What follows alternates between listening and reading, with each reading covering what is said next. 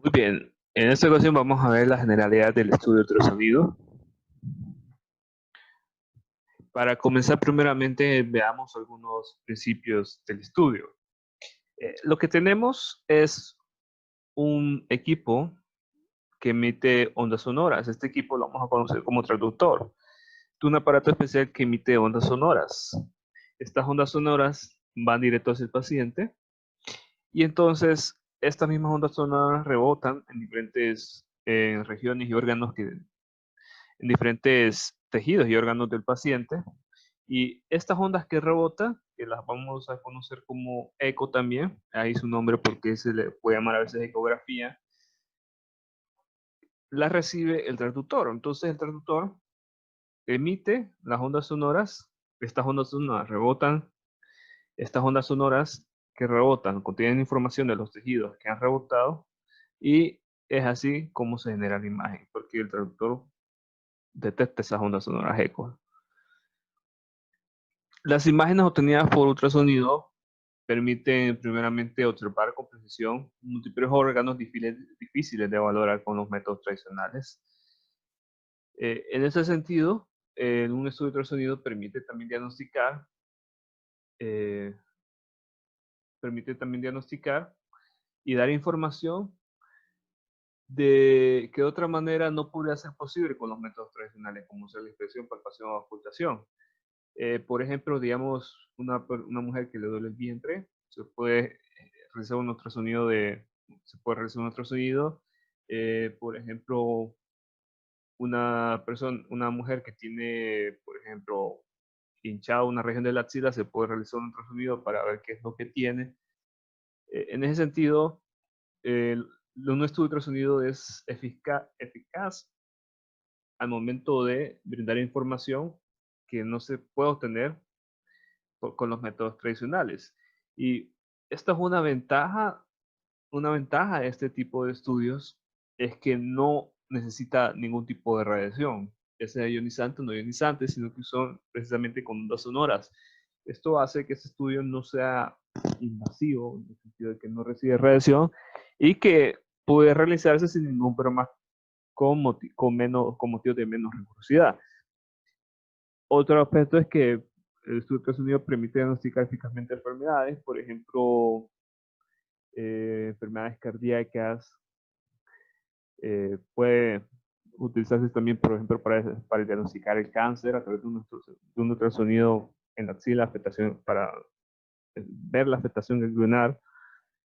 También facilita la realización de procedimientos invasivos. Entonces, al momento de realizar una biopsia, por ejemplo, un, el ultrasonido permite hacer una guía de biopsia para saber exactamente cómo ubicarse al momento de introducir una aguja. Permite monitorear y seguir el tratamiento de algunas enfermedades. Eh, por ejemplo, ¿qué puede ser? Por ejemplo, un crecimiento bacterial en el corazón se puede diagnosticar y se puede monitorear y cuando se le aplica un tratamiento, posteriormente ver los resultados, si ha servido o no ese tratamiento. El ultrasonido brinda además información de la longitud y volumen de las estructuras anatómicas, es decir, cuánto mide, por ejemplo, el hígado, cuánto mide el corazón y el volumen de esos órganos. Es un ejemplo. Imágenes en tiempo real del movimiento de los órganos y objetos externos. Eso también se puede obtener en un estudio de ultrasonido. Información de flujo sanguíneo, esto principalmente con la ecografía Doppler, nos permite ver, por ejemplo, ciertas anomalías cardíacas a través del estudio de flujo sanguíneo y nos permite tener imágenes en 3D. Aquí, como podemos ver, tenemos una ecografía o ultrasonido abdominal que puede emplearse para localizar posibles tumores. Tenemos una ecografía en 3D de un feto y veamos ahora algunos principios físicos del estudio de ultrasonido, principios físicos muy importantes para comprender algunos aspectos de ese estudio. Lo primero es cómo surge el sonido. Bueno, el sonido surge primeramente porque tenemos un objeto externo, digamos la bocina. un parlante de un equipo estéreo. Entonces, este parlante o bocina crea las ondas sonoras porque empieza a emitir energía. Entonces, ¿qué es lo que hace cuando empieza a emitir estas energías? Lo primero que hace es que ya cuando esta energía entra en contacto con el medio, este puede ser cualquier medio, aire, agua, inclusive tejidos. Lo que causa en el medio, esta energía que emite ese equipo externo, es empezar a hacer una compresión de esas moléculas. Empieza a hacer una compresión. Luego, a medida que la energía avanza por el medio, luego hay una descompresión y luego se repite otra vez la compresión y luego se repite la descompresión y así va siguiendo hasta que la onda se disipa o rebota en alguna superficie. Esto es precisamente el concepto de una onda sonora. Una onda sonora es la propagación de energía a través de un medio. Este medio, como les digo, puede ser aire, que es el más común, es el que nosotros captamos a través del sonido, pero también la onda sonora puede propagarse por un metal, por ejemplo, por agua o por el tejido humano.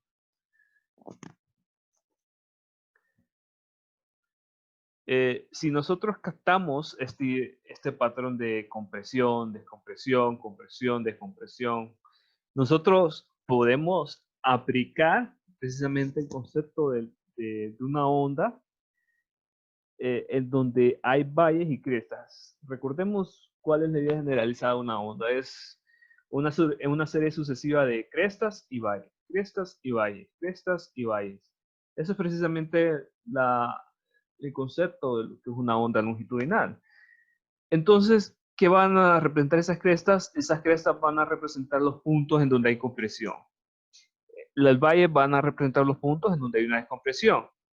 Y esas crestas y valles, precisamente este punto, son variaciones de presión lo que van a estar representando esa onda. Entonces, precisamente con eso nosotros ya podemos relacionar este fenómeno de compresión y descompresión a lo que es una onda. Ahora, para aclarar ciertos conceptos básicos de lo que es una onda. Lo primero está lo que es la amplitud. El concepto de amplitud. Matemáticamente nosotros vamos a definir la amplitud como la altura máxima de una cresta o la altura máxima que puede alcanzar la onda, porque también puede ser la del valle.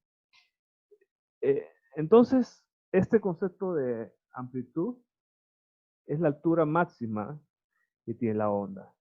¿Y qué va a representar físicamente esa amplitud? Lo que va a representar es un punto de presión. Recordemos, esta compresión, lo que se forma también es un aumento de presión porque se están moviendo varias moléculas del medio a una sola región. Entonces esto causa un aumento de presión en esta zona. Y eso es lo que representa. Esto representa un aumento de presión. Esto representa un valor de presión. Eso es lo que define la amplitud. Otro aspecto, otro concepto es la longitud de onda. La longitud de onda es la distancia que hay entre dos partes de las ondas que sean semejantes. Vamos a reconocer esto de una onda. Una onda, si se fijan bien aquí, es una serie sucesiva de valles y crestas, valles y crestas, valles y crestas. Entonces, como es una repetición de valles y crestas, nosotros podemos decir que la onda repite constantemente su valor. Primero empieza por una cresta, por un valle. Luego vuelve una cresta de un valle. Entonces, lo que nosotros queremos saber es exactamente cuánto es la longitud de la onda desde que empieza hasta que vuelva a repetir su valor. Eso es precisamente la longitud de onda. Es la distancia que hay entre dos ondas, entre dos puntos de la onda que sean semejantes, porque entre los puntos de la onda que sean semejantes va a ser el punto, va a ser la distancia que le va a llevar a la onda a repetir nuevamente sus valores. En esto, ustedes pueden tomar dos aspectos. Pueden tomar, primeramente, la distancia entre dos crestas o la distancia entre dos valles, y eso lo pueden atribuir a la longitud de onda. O pueden, por ejemplo, atribuir la distancia que hay desde el punto donde comienza la onda, contar una cresta, un valle, y cuando vuelve una cresta, contar exactamente esta distancia de aquí, y eso lo puede atribuir a una longitud de onda. Son precisamente conceptos pares. Otro concepto a aclarar es el concepto de periodo. El periodo es un concepto muy parecido a lo que es una longitud de onda, simplemente que aquí lo que contamos es el tiempo que le lleva a la onda a volver a repetir sus valores. No es la distancia. La longitud de onda, distancia que le toma a la onda a volver a repetir sus valores. El periodo es el tiempo que le lleva a la onda a repetir sus valores. Eso es precisamente el concepto de periodo. Todos estos conceptos son muy importantes y se explican directamente en lo que vemos. Veamos aquí un ejemplo sobre la importancia de lo que es la amplitud. Ya hemos visto lo que es la amplitud, ¿verdad? Valor máximo que puede alcanzar una onda. Fíjense bien que la amplitud determina lo que es la resolución de contraste en imagen de ultrasonido. ¿Por qué? Porque cuando se emiten ondas sonoras, cuando el traductor emite ondas sonoras a determinada amplitud. Entonces, estas ondas sonoras vienen, chocan con alguna superficie dentro del cuerpo del paciente, y entonces esas ondas eco las recibe nuevamente el traductor. Entonces, ¿qué es lo que toma el traductor? El traductor lo que toma es el valor de la amplitud de esa onda sonora. Y con ese valor de la amplitud de esa onda sonora eco, empieza a atribuir en escalas de grises ese valor. Entonces, si el valor de la amplitud que recibió el traductor de esa onda eco es alta, esa, lo que se va a representar en la imagen de esa región de donde vino esa onda eco es una tonalidad blanca, es decir, aquí la vamos a conocer a tonalidad blanca como hiperecogénico. Si esa onda sonora eco que recibe el traductor tiene una baja amplitud, lo que va a representar esa región donde vino esa onda sonora eco va a ser una región oscura que vamos a conocer como hipoecogénico o anecoico. Esa es una relación de lo que es la amplitud. Entonces, fíjense bien que el valor de la amplitud va a estar determinado por el nivel de densidad del medio. Aquí nosotros podemos ver ejemplos de cómo es de qué color se va a observar los distintos tejidos.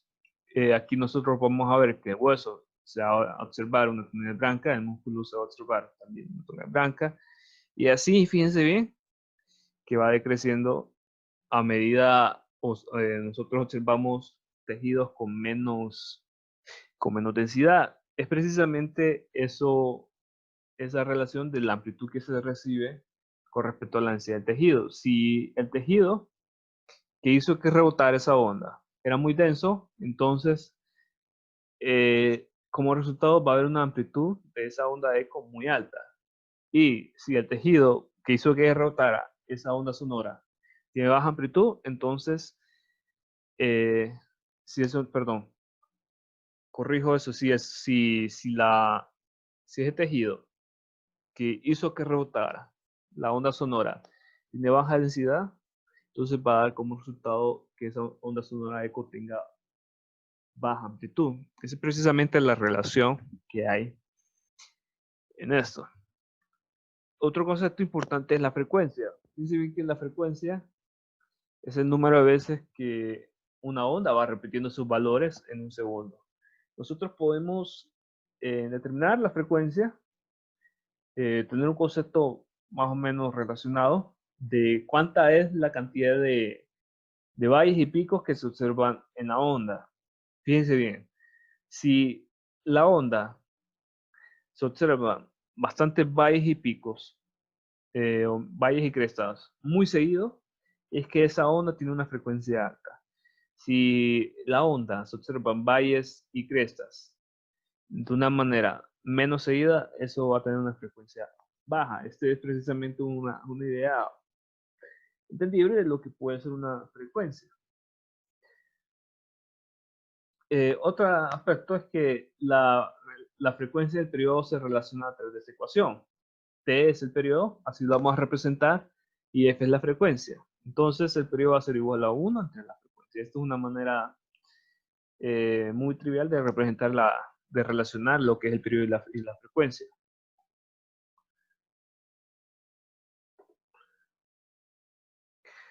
Otro aspecto son los valores de frecuencia que se utilizan en los estudios de ultrasonido. Fíjense bien de que las ondas sonoras tienen un amplio rango de frecuencias. Si una onda sonora tiene una frecuencia menor a 20 Hz, son llamadas ondas de infrasonido. ¿Por qué son llamadas así? Va a ser por esto que le puedo decir ahorita. Una onda sonora que se encuentra con una frecuencia entre 20 Hz y 20 kHz se encuentra dentro de la región libre por el ser humano. ¿Qué significa esto? El ser humano capta ondas sonoras dentro de un rango determinado de frecuencias, que va de entre los 20 Hz y 20 kHz. Puede que varíe un poco más o un poco menos dependiendo de la edad de la persona. En general, si la persona es muy joven, va a detectar un mayor rango de frecuencias, pero si la edad de la persona es más avanzada, va a determinar un rango más pequeño de frecuencias de ondas sonoras. Entonces, a estas ondas sonoras que tienen una frecuencia de menos de 20 Hz, son conocidas como frecuencias de infrasonido porque no las puede detectar el oído humano. Son el rango bajo de frecuencias sonoras que no las puede detectar el oído humano.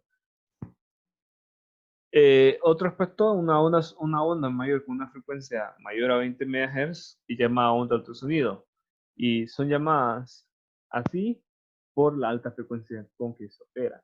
Y fíjense bien que estas ondas de 2 MHz para arriba, que se llaman ultrasonido, son precisamente las ondas que emite el traductor y precisamente por eso es que se le conoce como ultrasonido, porque el traductor emite ondas sonoras de muy alta frecuencia. Otro aspecto, la velocidad del sonido. El sonido se desplaza a una determinada velocidad, quizás eso ya lo han escuchado. Es el término de velocidad del sonido en algún otro lugar. Fíjense bien que la velocidad del sonido se va a matemáticamente a expresar de esta manera, donde la velocidad del sonido es C, y C, velocidad del sonido va a ser igual a longitud de onda entre el periodo. Esa es una manera en que se puede expresar matemáticamente la velocidad del sonido, o también, como sabemos que la frecuencia es igual a 1 entre el periodo, volvamos aquí, frecuencia. ¿Qué pasa si yo quiero despejar para frecuencia? Mando a multiplicar por t, y como t está multiplicando por f, lo mando a dividir. Entonces queda el proceso contrario, ¿verdad? Entonces f es igual a 1 entre t. Es precisamente eso lo que ocurre aquí. La velocidad del sonido va a ser entonces longitud de onda por frecuencia. Estas son dos maneras son dos expresiones. Y también, físicamente, si ya nosotros queremos ver algunas propiedades físicas que dependen de la velocidad del sonido, la velocidad del sonido va a depender de raíz cuadrada b entre rho. Así la vamos a hacer esta p medio curva. ¿Qué va a ser b? B se le conoce como módulo compresibilidad, y esto es un aspecto, esto lo que nos dice es precisamente qué tan susceptible es ese medio a ser comprimido. Rho es la densidad, entonces esto lo que nos dice, en general, es que la velocidad del sonido va a depender del medio, de la densidad del medio. Y la velocidad del sonido va a ser distinta para cada medio, y como estamos hablando de ondas sonoras que se aplican que van directamente hacia el cuerpo, entonces la onda sonora va a ser diferente para cada tejido. Y nosotros podemos ver un cambio de la velocidad del sonido. Aquí está C en metros por segundo. ¿Y cómo varía? Con respecto a cada tejido, con respecto a distintos tejidos. Aquí hay otra columna que nos dice milímetros sobre microsegundos. Eso es lo que significa milímetros sobre microsegundos. Esto es lo que vamos a utilizar, esta tabla de metros o segundos. Otro aspecto es que fíjense bien que nosotros podemos relacionar la frecuencia y longitud de onda. ¿Cómo? Por esta ecuación de aquí. Observemos bien, C es igual a longitud de onda por frecuencia. ¿Qué pasa si yo quiero dejar en términos solo la longitud de onda? Mando a dividir la frecuencia. Entonces tengo longitud de onda igual a C entre frecuencia. ¿Qué significa esto? Esto lo que significa es que la longitud de onda es inversamente proporcional a la frecuencia. ¿Qué significa? Que si la frecuencia es alta, la longitud de onda es baja. Caso contrario, si la longitud de onda es alta, la frecuencia es baja. Eso es lo que significa. Y veamos algunos aspectos importantes de la longitud de onda y frecuencia. Fíjense bien que un traductor que emite ondas sonoras de baja longitud de onda, esto quiere decir alta frecuencia, recuerden, baja longitud de onda significa alta frecuencia, son inversamente proporcionales. Lo que considera ese tipo de traductor que emite estas ondas, considera más información de estructuras de poco tamaño. ¿Qué significa esto? Que la resolución espacial en ultrasonido va a depender precisamente de la frecuencia. Alta frecuencia, resolución espacial, buena resolución espacial. ¿Por qué? Por la baja longitud de onda. Y viceversa, una baja frecuencia, una baja resolución espacial. La frecuencia, y esto es otro aspecto a aclarar, que emite el traductor, va a variar dependiendo de las regiones que se van a estudiar. Vamos a ver luego en algunas diapositivas más adelante que se utilizan diferentes tipos de traductores. Estos diferentes tipos de traductores van a depender de de qué regiones o a qué profundidad queremos nosotros tener imágenes. Para estudios de tejidos cercanos a la piel se utilizan frecuencias altas de 5 a 10 MHz y para estudios de tejidos a mayor profundidad se utilizan frecuencias bajas de 2 a 5 MHz. Esto es porque la penetrabilidad de la onda sonora va a depender de la frecuencia y también de la longitud de onda, depende de ambos. Pero hablamos de frecuencia porque frecuencia es el parámetro que se puede seleccionar para el estudio de ultrasonido. Entonces fíjense bien que va a depender de la frecuencia. Si la frecuencia es alta, la onda sonora no va a tener mucha penetrabilidad, solo va a llegar hasta regiones superficiales.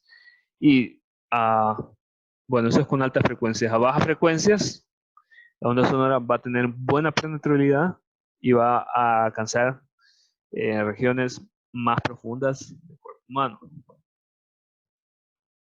Ahora abordemos un concepto de impedancia. Impedancia es el grado de resistencia que tiene el medio, que presenta el medio cuando la onda sonora pasa a través de ese medio. Consideremos así, por ejemplo, digamos que ustedes quieren caminar en el suelo de su casa y quieren comparar eso a la manera en que ustedes caminan en una piscina que no es profunda y que tenga agua. Ustedes van a ver la diferencia entre caminar en su casa y caminar en una piscina no tan profunda. Obviamente caminar en una piscina les va a generar, les va a costar más. Esto es precisamente impedancia. Impedancia es la resistencia que tiene un objeto a moverse por un medio, y en este caso la onda sonora a moverse por un medio. La impedancia la podemos expresar matemáticamente como densidad por velocidad de el sonido en el medio que nosotros queremos ver.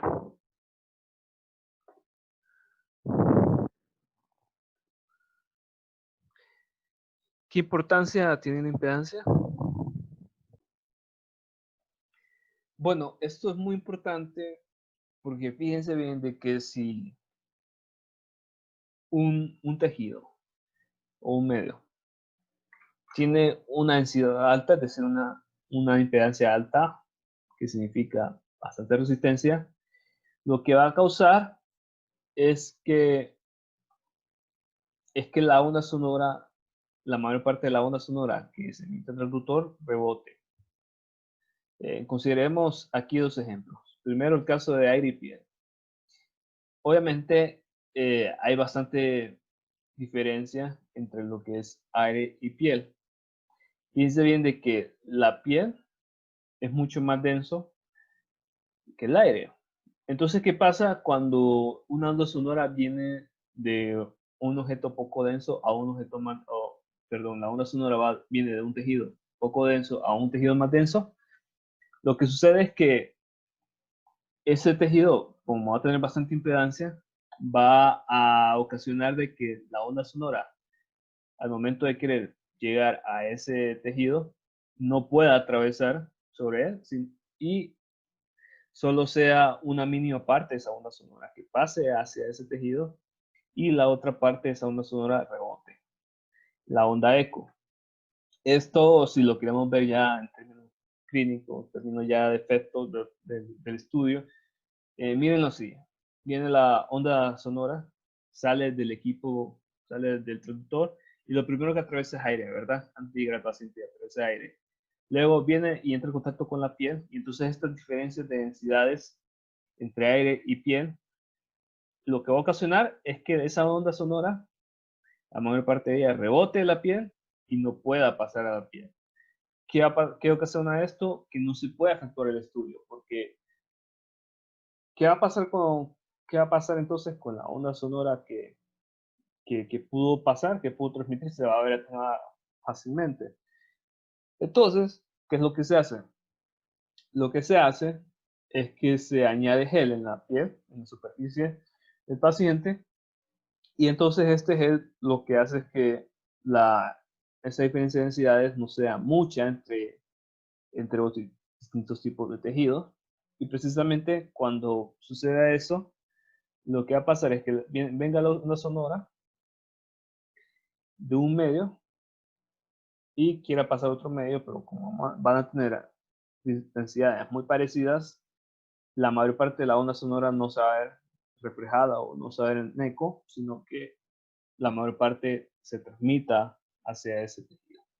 Entonces, es por eso que se le añade gel a la superficie del paciente antes de realizar un estudio de ultrasonido.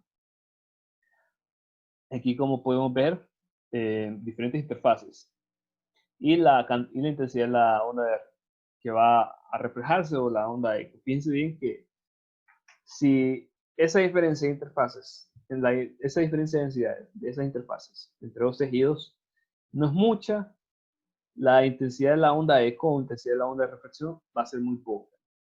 Mientras que si esa diferencia de densidades es bastante, por ejemplo la de músculo aire, la intensidad, el porcentaje de intensidad de la onda eco va a ser muy alta. Aquí estamos hablando del 0.99, esto significa que el 99% de la onda va a reflejarse cuando tengamos el caso de músculo y aire. Ahora veamos algunos ejemplos. Bueno, vemos aquí un ejemplo. Tenemos esta onda aquí. Esta onda, aquí este ejemplo nos dice que la longitud de onda es 0.32 milímetros. Dicen aquí un valle y una cresta, y aquí técnicamente se volvería a repetir sus valores. Entonces aquí tenemos una longitud de onda de 0.32 milímetros y tenemos la frecuencia, 5 MHz. Aquí es como aparece. Primero que nos pregunta cuánto es el periodo de la onda. ¿Cómo sabemos el periodo de la onda? Nos da la frecuencia. ¿Qué es lo que hacemos? 1 entre F. La frecuencia está en Hz. Pero sin embargo, Hertz lo que significa son ciclos o segundos, otra manera de expresarlo. Entonces tenemos 1 entre 5, perdón, aquí está la frecuencia en megahertz. Esto significa que la frecuencia, en vez de, bueno, esto, si queremos expresarlo en hertz nada más, sería 1 por 10 a la 6. Hertz es igual a 1 megahertz. Bueno, hacemos ese cambio de conversión, que esto significaría 5 por 10 a la 6. Y en vez de decir hertz, lo escribimos en ciclos o segundos. Esto va a ser igual a 0.2 por 10 a la menos 6 segundos. ¿Cuánto es la velocidad de la onda? Bueno, aquí puedo tener dos métodos. El primer método puede ser llevado a cabo donde C es igual a la longitud de onda por la frecuencia. Simplemente multiplicamos los dos valores, la longitud de onda ya nos la da. Estos son milímetros. Yo lo que hago aquí es pasar esos milímetros a metros. Luego tenemos la frecuencia 5 MHz, ya nos la da, multiplicamos los dos valores y el resultado nos va a dar 1600 metros por segundo. Otro método es precisamente la otra ecuación que está representada. Aquí fíjense bien en esto. Tenemos dos ecuaciones. Cada una representa un método diferente para calcular la velocidad de sonido.